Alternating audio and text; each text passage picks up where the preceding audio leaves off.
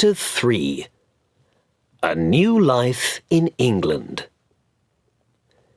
The ship from New York to England took 11 days, and the young Lord Fauntleroy made a lot of friends in that time.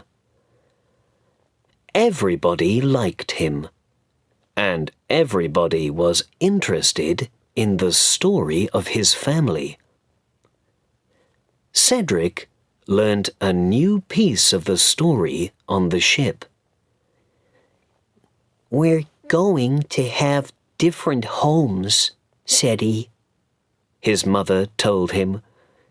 "You must live in the castle with your grandfather, and I have a little house called Court Lodge, not far away. You can run in and see me every day." Cedric could not understand this, and was very unhappy about it. "But why?" he asked again and again.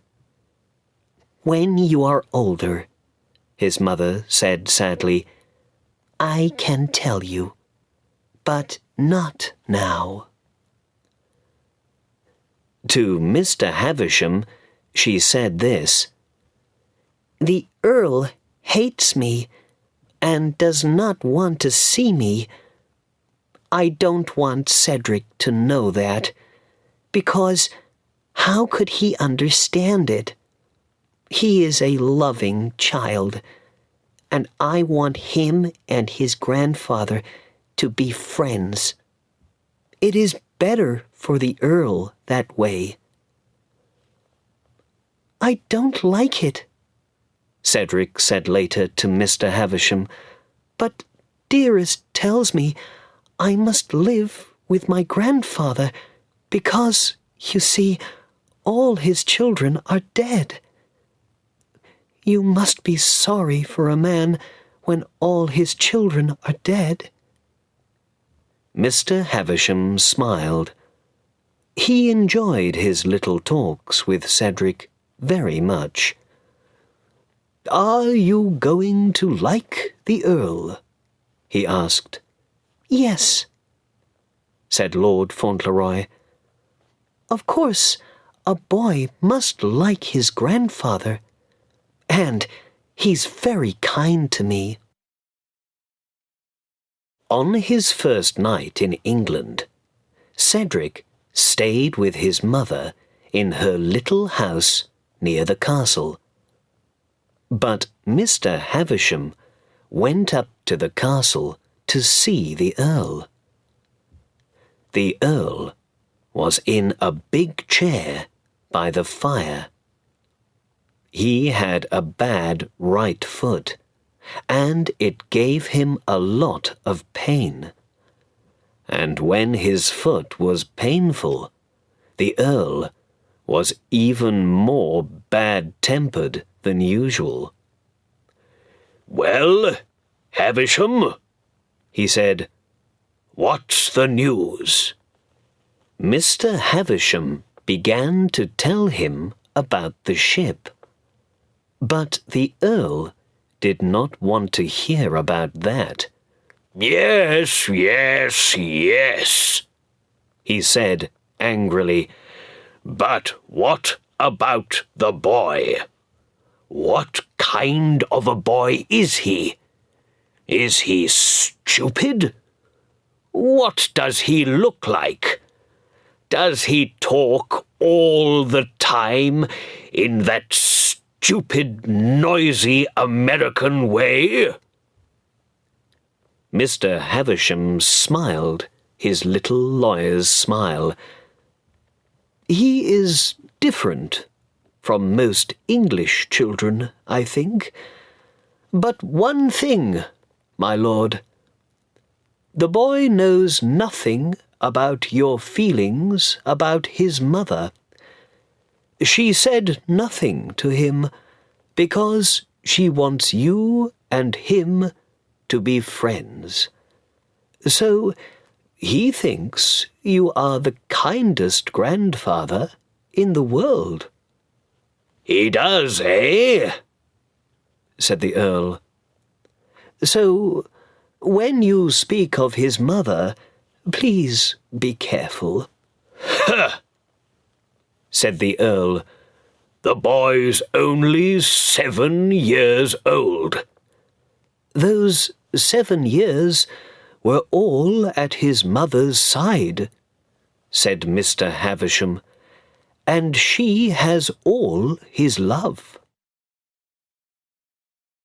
The next afternoon, the Earl's carriage carried Lord Fauntleroy and Mr. Havisham up to Dorincourt Castle. At the great front door, all the servants of the house waited to see the new Lord Fauntleroy, the little boy from America. When Cedric got out of the carriage, everybody had something to say about him. "Oh, look! He's just like his father, with the same hair, the same eyes. The dear little boy. And he's got his father's happy smile too. Look!" "I'm sorry for him, living with that bad-tempered old man. Nobody ever gets a kind word out of the Earl. And his poor young mother, living all alone at Court Lodge, without her little boy. I'm sorry for her too." Cedric smiled and said hello to everybody in his usual friendly way, and went into the house with Mr. Havisham. One of the servants, a tall young man, took Cedric to the back of the house and opened a door. "Lord Fauntleroy, my lord," he said. Cedric walked down a long room to a fire at the end.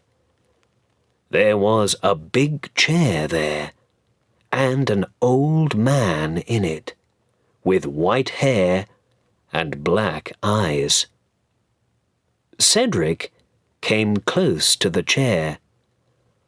"Are you the Earl?" he said. "I'm your grandson. Mr. Havisham brought me." He held out his hand.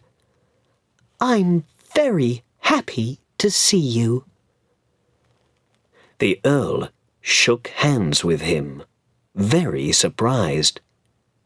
He stared at the strong, beautiful little boy in front of him, with his golden curly hair and his friendly, open face.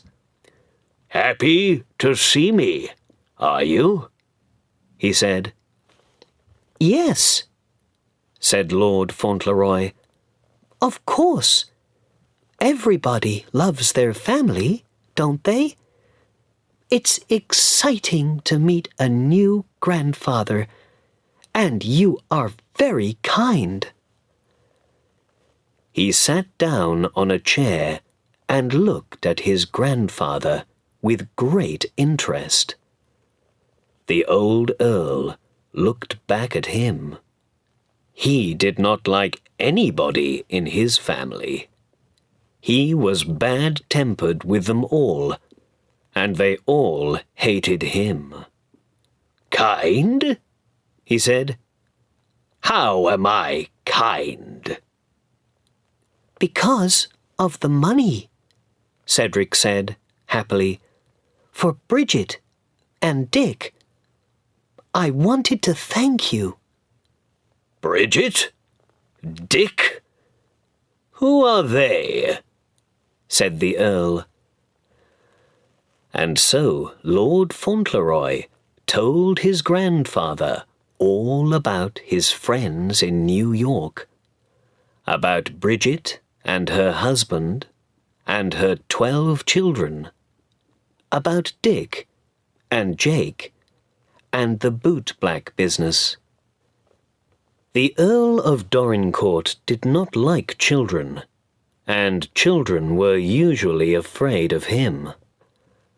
But Cedric was not afraid, and he talked in his usual friendly way. "He thinks I'm his friend," thought the Earl, "and he wants to please me." This was a new feeling for the Earl.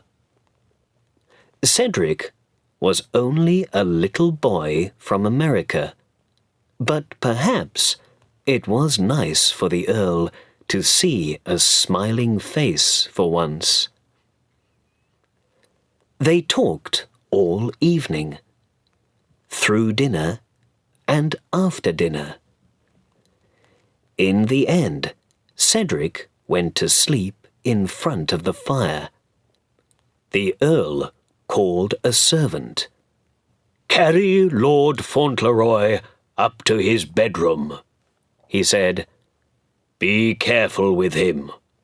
The boy's tired."